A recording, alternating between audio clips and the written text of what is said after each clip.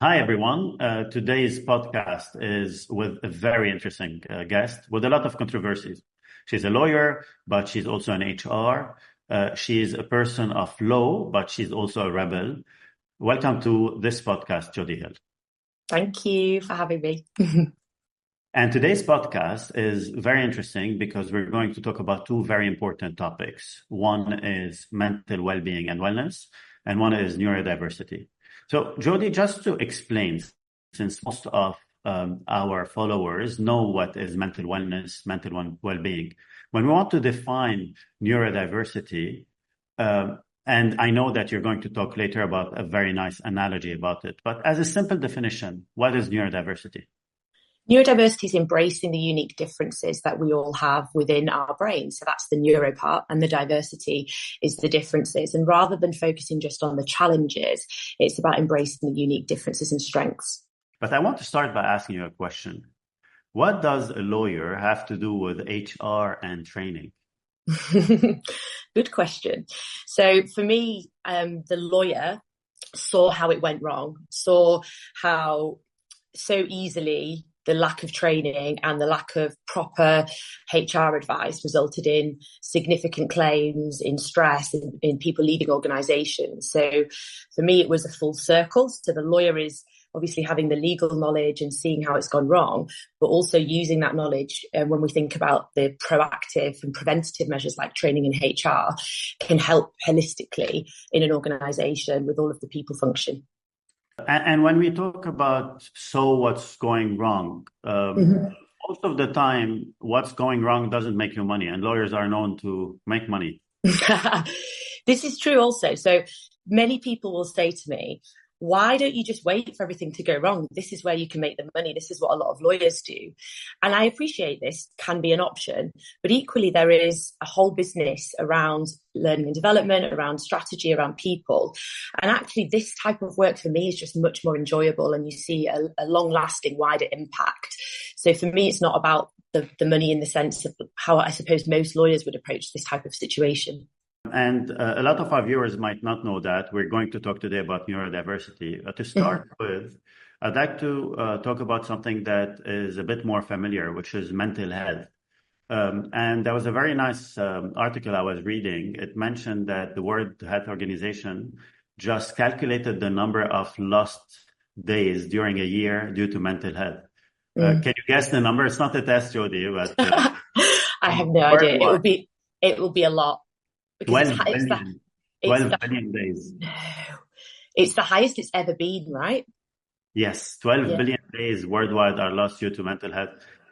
Tell me a little bit from your angle, what is going wrong in mental health in organizations? I think a lot of this is because it's a tick box. A lot of organisations are trying to stick a plaster over something. They're trying to tick a box. They're not really getting to the root of the issues. They're not really understanding their staff. So what ends up happening in these situations is they think they've achieved positive well-being or positive mental health through whether that's training or policies or advice. But the reality is, if they are just doing once a year or, in reaction to a problem, initiatives and training, then this is not going to help on the more long term, even short term, to be honest, but definitely not going to help in the long term when it comes to mental health. And the way we work is so different now. When we think about how we worked, even just pre-COVID, it's so different. And a lot of workplaces just haven't really fully adapted to this. So I think there's a combination of a lack of understanding. There's not necessarily, I don't think it's that employers don't want to help. I think a lot of employers do, but they actually just don't know where to start. And so they do things that they think are working, but they don't measure it. They don't do it in a strategic way. And that's when you end up seeing a lot of individuals just feeling unheard, undervalued. And as you've alluded to, the rates of sickness, absence, and people leaving their jobs just keeps increasing because people just don't feel as though they're getting the right support in the workplace. Yeah, and it's interesting you're mentioning that because it seems that organizations are noticing the economical benefits of well-being and mental wellness at work. They're also seeking the sustainability part of it. So sustainably, you can have employee retention, you can have better work culture. But you also mentioned something extremely important, which is unconsciously what is happening in organization and people who might have some good intentions is harming a lot. So let's start by this point, because you and I discuss about this a lot. How can we make the unconscious conscious when it comes to mental well-being?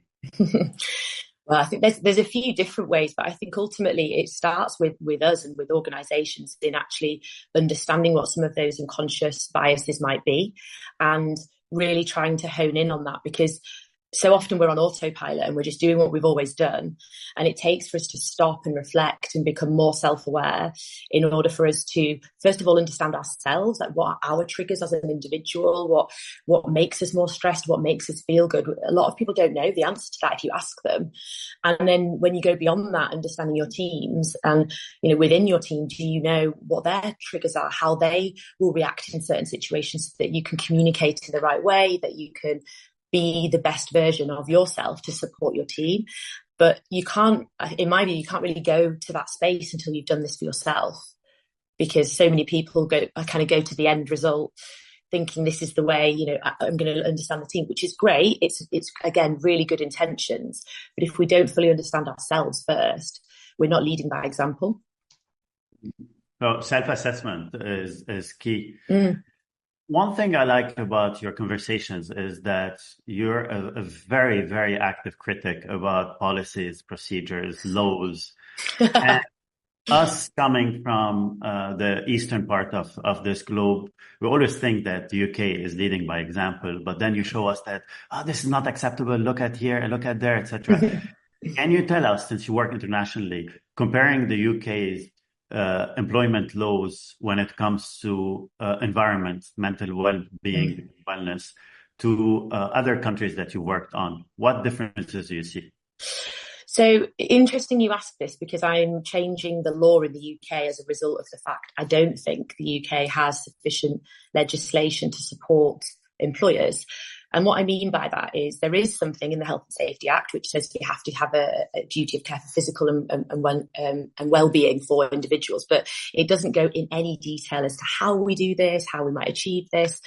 So from my perspective, I feel like the UK, even though there are lots of, initiatives and lots more awareness and education, I think the legislation is still lacking. It hasn't been updated since 1974. So this is something I'm working on. In fact, I just finished the draft and sent a report to a parliamentary committee on this point, and I will share it with you, because I basically analysed the legislation and looked at where are the gaps, what could be helpful to fill those gaps in a way that's not just red tape, that's actually genuinely helpful to organisations. Because as we discussed earlier, most organisations actually do want to do more in this space. They just don't know where to start. So if we had decent legislation that actually comes with really helpful guidance, that would give people a much better starting point in organisations to have a strategic approach to reducing risk when it comes to things like burnout and declines in mental health. So yeah, in comparison to the rest of the world, Australia have brought in an amazing piece of legislation that mirrors the international standard, and that is the theme of what I'm going for here in the UK. So for me, I think, and I'm not an international expert when it comes to all of the other jurisdictions, but from my research, it looks like Australia are kind of leading the way with this. And now, if we want to be a bit realistic, do you have any success stories about a law or regulation changing, or is it just an effort from civilians to change? So this legislation, actually, so I started campaigning in 2017, and the original campaign was not for what I'm campaigning for now, but for a piece of law that would basically have parity between physical and mental health when it comes to first aid. And this got read as a bill in Parliament, so it got through to like the second reading of the bill, in Parliament. So this is where we then came in. So we're not just campaigning for signatures at this point. We've actually got something that's very aligned with the Labour manifesto. So I have quite a strong belief that it will change, but I've been campaigning for 7 years. Usually we see a change will happen within around 10 years from when the campaigning starts. This is how slow it can be. But with the new government and the new government being aligned, even to the point they mentioned exactly what I'm doing in their manifesto. So I was like, well, this is helpful because here's a solution. So hopefully we can see change. I would love to see change in the next few years. It's never going to be overnight because you have to consider how you would enforce it, how you would build the guidance. You need to get cross-party approval if possible. And also you need to get all of the different stakeholders involved. And that takes time to get, there's going to be kickback. People will not want the change. And it's about getting as many people on board as possible so that the change is inevitable. It's interesting. You said you've been campaigning, you've been working hard towards this. I believe we have an opportunity in the Middle East because more specifically in Saudi Arabia and the UAE, laws and regulations can change if it's for the better good. And with the visions that those governments have today, it's really crucial for them to push those legislations and articles of law. Now, if we move from the macro and go a little bit in the micro, I'm a manager. I'm very aware about the importance of, before talking about neurodiversity, I'm very aware about the importance of mental wellness in my organization. I don't know what to do. And very quick tips. What should I start with? Well, I'd start with getting to know your team, really understanding them. So one of the things that I really like to do is make that time every single month and get to know people on a personal level. So you can then start to spot signs and behaviours in individuals without them even having to tell you. But ultimately, it comes down to psychological safety for me. I think if you don't have this trust and the psychological safety in your team are never going to tell you if they're struggling. They're never going to reach out to you if they need more help. And ultimately, you need to be able to spot it yourself, but you also want them to tell you, because that's where the real support can come in, because you can talk to them about how you can help them. And the term psychological safety, we hear it a lot in Gen Zers. Well, most. It's important also to mention that when we talk about psychological safety, we're talking about accountability. I have to deliver, but also feel safe to be able to deliver, right? Yeah, exactly this. Yeah, you have to. And also, like, for anybody to ask for help, they have to feel as though that will be acted upon. So, there's lots of companies will have a list of all the things that they do, but then if the manager is not approachable, it doesn't matter how many counselling sessions are available. They have to feel as though the people that they work closest with, they trust, essentially, and that they can raise questions, they can challenge where needed, but they can also contribute in a way that is meaningful. As a person who was diagnosed with ADHD and saw the value of bringing different perspectives at work, we know and hear a lot about programs about gender diversity, about educational diversity, about background diversity, ethnical diversity. Can you tell us about the benefits of neurodiversity to a workplace? Yeah, of course. So for me, neurodiversity, okay, I'm going to give you an analogy because I find this really helpful. So if we think about the human brain as a human operating system, and we think about a Mac and a PC, when we think about a Mac and a PC, they're both very different. And if I was to download my staff's software onto my Mac, it's just not going to work. But we don't say, oh, the Mac is broken. We know it's hardwired differently. So if we think about the human brain in this operating system way, we just require a different environment, a different way to communicate. We have differences. So for me, the principle of neurodiversity is embracing all of those unique differences and really making space for those in society, rather than trying to put a square peg in a round hole, which is what a lot of the workplaces in today's society do try to do, because that's how they've always done it.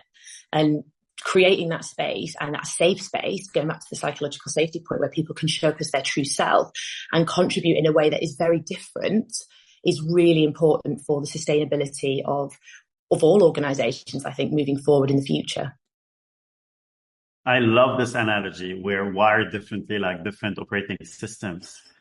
As a manager, it's easier for me to work with people who are like me.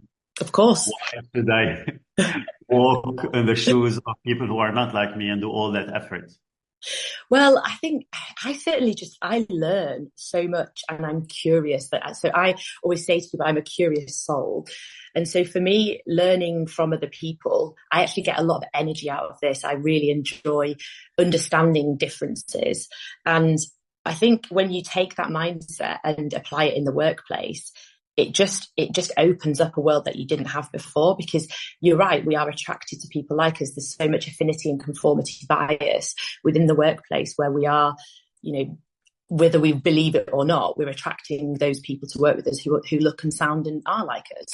So trying to see beyond that takes time, but also there's a huge benefit to organizations. And I think when you see that cognitive diversity within the workplace, that's when you really start to see sustainable change. And it's also interesting, one of the HR directors I used to work with was telling her marketing team that you are marketing to people who are different in society, but we don't have differences in our team. So how can we market to them? So that was also a very good analogy as well. Yeah, because I suppose representation, it's relatable for me. I work with a lot of neurodivergent founders of companies. I also represent on the other side individuals who may be in an organization and wanting someone that can relate to them, who can understand them. So having that diversity within your team to represent the people that you represent and want to work with helps you to build that empathy in those situations, especially in the type of work we do where we're advising on really sensitive topics. I think it's really important. So to summarize a little bit, self-awareness, extremely important, knowing yourself, knowing if you have any different ways you're wired, as you mentioned it previously, knowing your team because to also know how they're wired, and then being conscious all the time about how I'm going to address any issues that might come at work to be able to have psychological safety. I have a tricky question for you. Isn't it too much work and I still have KPIs and targets? So many people say this, it's too much work. I have so many things to consider. But if you have the right framework and the right training and the right skills within the team, it doesn't feel like work. It just feels like part of your role. I don't see it as anything extra because it's part of everything that we do. So for us, it's in the DNA of the organization.